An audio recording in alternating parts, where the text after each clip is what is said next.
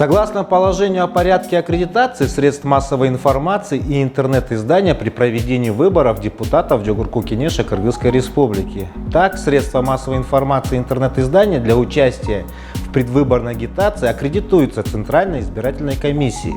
СМИ и интернет-издания, не аккредитованные ЦИКом, вправе участвовать в информационном обеспечении выборов исключительно путем освещения информации и информационных сообщений, без признаков предвыборной агитации. Количество средств массовой информации и интернет-изданий и их представителей для аккредитации не ограничено. СМИ, изъявившие желание принимать участие в предвыборной агитации, должны предоставить следующие документы.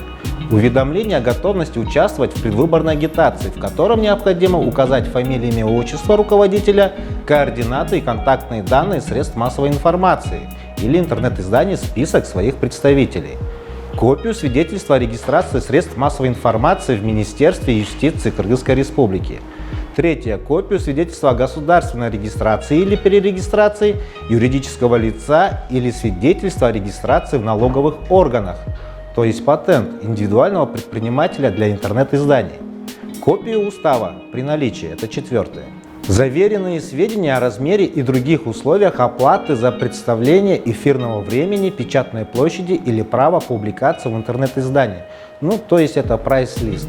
Отметим, что средства массовой информации интернет-издания информацию, содержащую в письменном заявке, в обязательном порядке также предоставляют в электронном варианте на электронную почту Центральной избирательной комиссии.